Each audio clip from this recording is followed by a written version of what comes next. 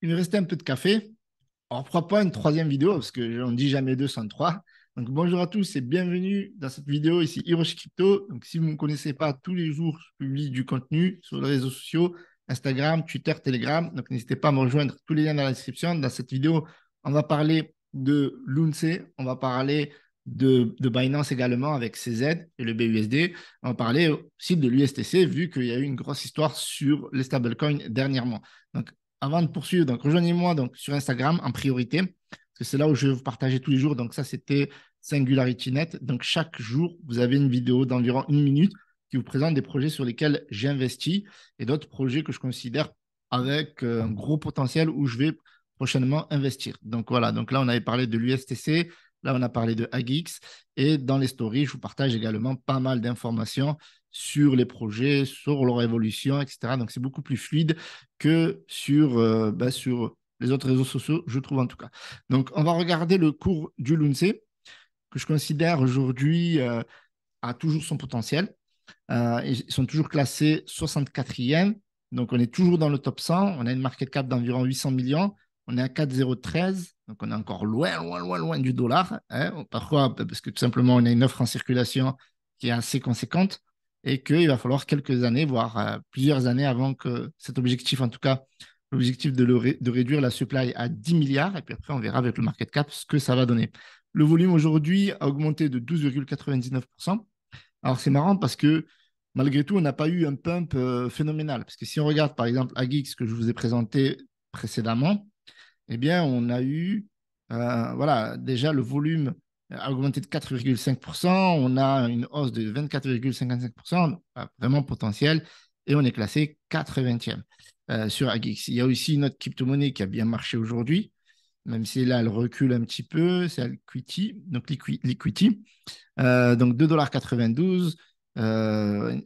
Donc ça avait mieux augmenté, parce que si on regarde sur un mois, ils partent de très très loin en fait. Ils partent de 69 centimes et ils sont montés à 379, enfin 3,79 pardon, en un mois. Et donc on va le regarder sur la charte, donc c'est beaucoup plus énorme. Donc ça c'est un projet qu'on partagera prochainement. Regardez, il y a encore du potentiel étant donné que la market cap elle est de seulement 270 millions.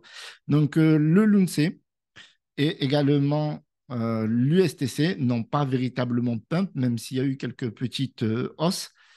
Moi, je considère que moi, je suis toujours dans ce projet-là. Je le suis, j'ai investi. D'ailleurs, c'est une crypto-monnaie qui fait partie de- des crypto-monnaies que j'ai dans mon wallet en prio. Donc, ouais, hop, je ne sais pas si vous voyez, mais voilà. Donc là, sur Binance, j'en ai à 17 millions, pardon. Et j'en ai beaucoup plus sur d'autres wallets. Alors, du coup, on a l'USTC qui est à 0,2 centimes, 37. Donc, il n'y a pas pump aujourd'hui en vérité. On a même une baisse du volume de 13%. On a 233 millions. Donc, l'objectif, c'est d'atteindre 9,7 milliards. Pourquoi? Ben, parce que c'est à partir de 9,7 milliards en market cap qu'on aura tout simplement le repeg au dollar. Donc pour l'instant, on est très loin de l'objectif, mais c'est dans la roadmap des Lunatics, et donc normalement, ça devrait se faire. Alors, on va parler du BUSD. Pourquoi? Parce que le BUSD, c'est le cœur en réalité de cette vidéo, même si voilà, on parle de stablecoin, de Luna Classic, Terra Classic USD, donc l'USTC.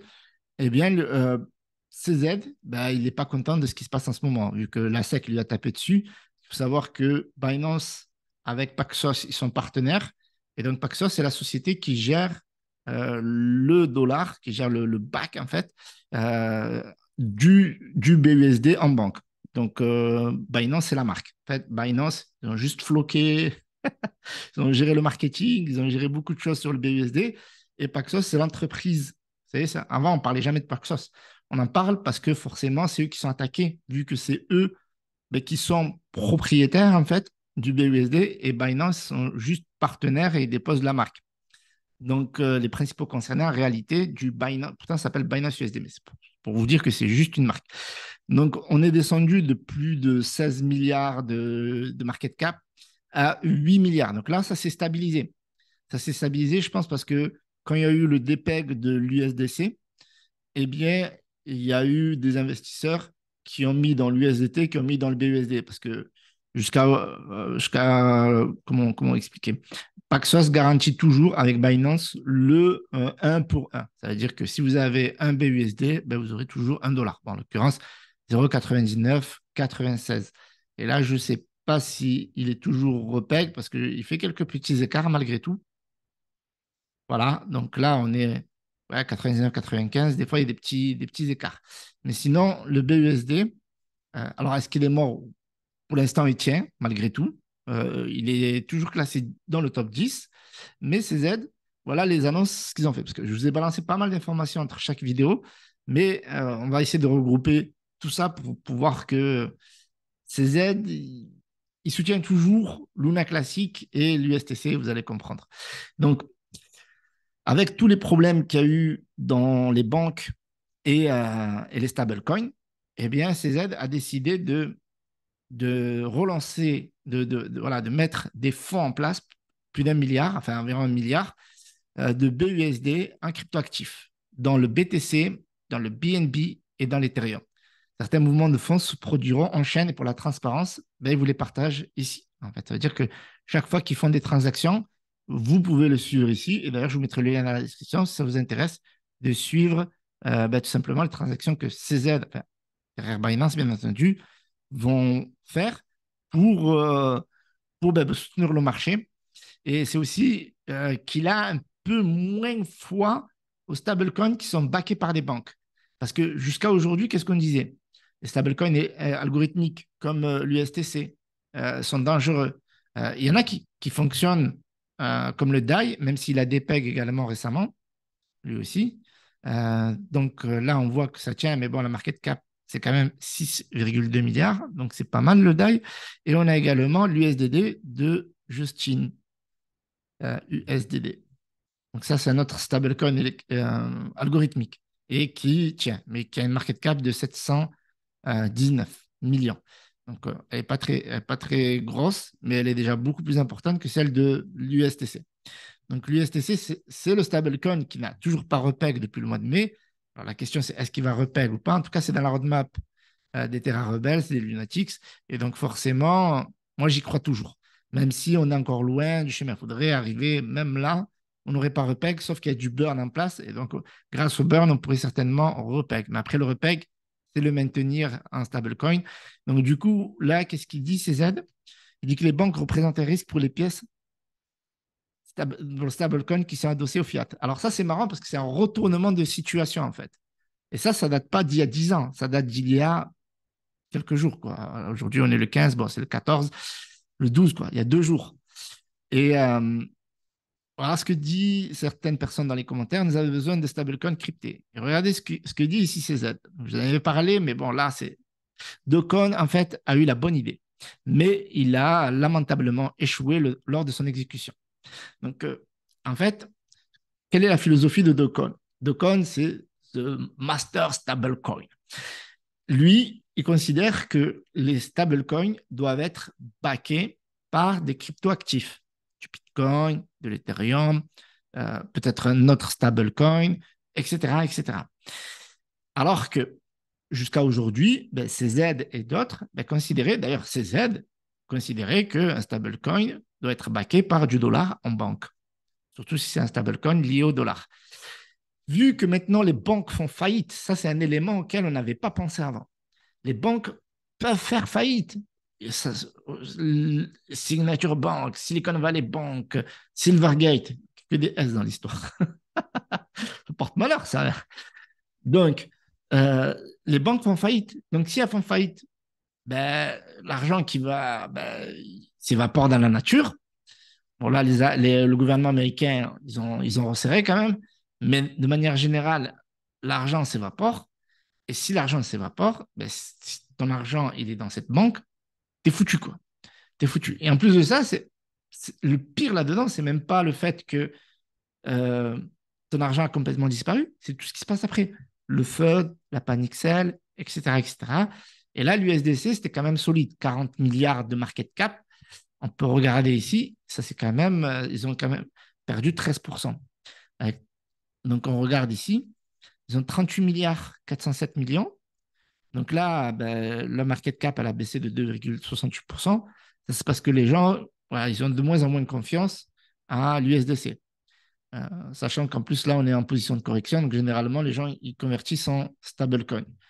Donc, le fait de, le fait de backer son stablecoin avec du dollar et non pas d'autres cryptoactifs, eh bien, le risque, c'est que si la banque fait faillite, si le gouvernement te tombe dessus, si tu es régulé par les Américains, enfin aux États-Unis, comme l'était le BUSD avec Paxos et Binance, ben aujourd'hui, le BUSD ne peuvent plus minter. C'est-à-dire qu'ils sont bloqués. C'est-à-dire que même s'il y a une forte demande, ben, ils sont bloqués. Ils ne peuvent pas minter plus de tokens.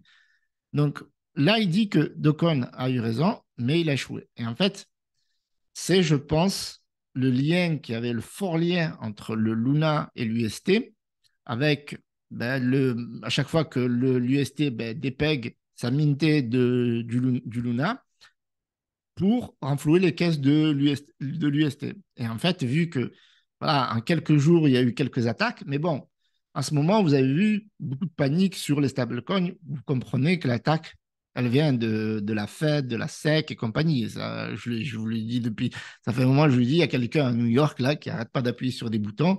Pourquoi? Parce qu'ils veulent tuer tout simplement les stablecoins au profit du dollar. Et quand on voit que le dollar chute en ce moment, ben, ils ont matière à s'attaquer au stablecoin. Il doit y avoir une interface pour que les gens puissent entrer et sortir de la crypto. Voilà. En fait, là, ce qu'il dit, c'est euh, tout simplement, en fait, lorsque ben, vous faites ce genre de proposition avec des stablecoins qui ne sont pas backés par du dollar en banque, ben, il faudrait que ce soit très transparent, que les gens puissent avoir accès, voir que c'est vraiment, qu'il y a vraiment l'argent entre guillemets en banque, mais en crypto-actif, donc avec les proof of reserve, donc les preuves de réserve, et que c'est ce chemin-là qu'on devrait prendre dans la crypto-monnaie et pas le chemin de la régulation. Donc, vous voyez qu'il y a. C'est assez subliminal comme texte au final parce que on a Binance qui est en train de se faire réguler de plus en plus.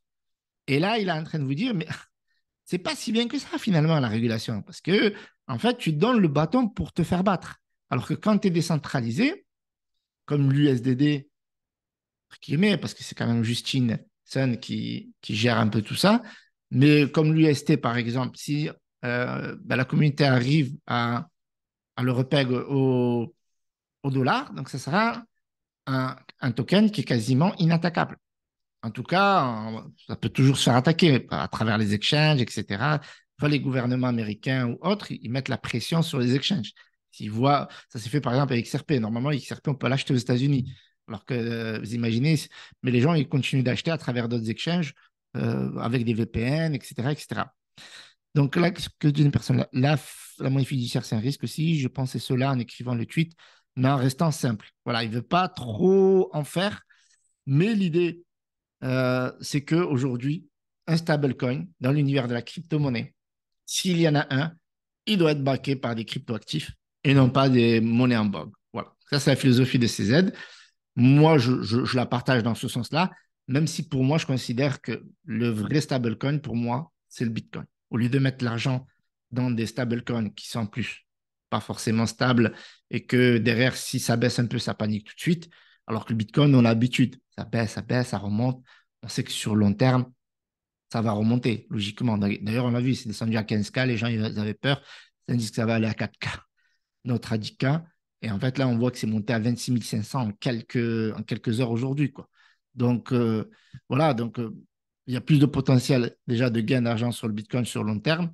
Mais après, bon, ça rassure les gens de voir que leur argent, eh ben, il est dans un stablecoin et qu'il ne sera pas sous influence du cours. Donc là, on a un article qui reprend un petit peu les éléments de ces aides. Les banques sont un risque, voilà. Donc Docon, voilà, donc là, il a échoué lamentablement ou misérablement. Donc là, miserably, ils traduisent par lamentablement. Donc Docon est recherché en Corée du Sud après que son soi-disant stablecoin algorithmique Terra USD UST soit effondré en mai, suivi du jeton natif de Terra Luna qui a anéanti crash. Bon, là, on vous reparle du crash et là, on vous parle des transferts. Okay. Là, il y a pas, voilà, c'est juste un récap. je vais vous mettre cet article. C'est un récap de cette vidéo finalement. Mais on a le PDG de Binance, Changpeng Zhao, qui fait l'éloge de Dokkan. Ce n'est pas rien. Ce n'est pas rien. À rappeler que CZ, il continue toujours de soutenir l'initiative de Terra Classic, quoi, et du repeg au dollar de l'UST. Et ça, c'est ouf. Parce que derrière, il faut savoir aussi que CZ, il avait délisté l'USDC avant de le relister et il avait délisté plusieurs crypto-monnaies. Donc, pour la suite, donc n'hésitez pas à me rejoindre sur Instagram. Donc, on va continuer sur ce feuilleton. Incroyable quand même que CZ change, même si on comprend, hein, on comprend parce que le BUSD s'est fait attaquer. Donc, il comprend que c'est pas si safe que ça de mettre son argent en banque, premièrement. Et deuxièmement, tu peux te faire attaquer par la SEC, par le gouvernement américain.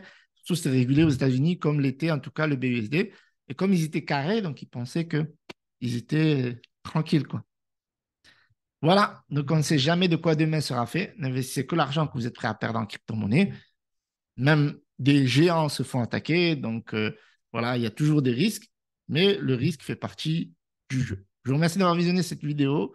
C'était Hiroshi, le pouce bleu, abonnez-vous et tous les liens sont dans la description pour les réseaux sociaux. Ciao, ciao.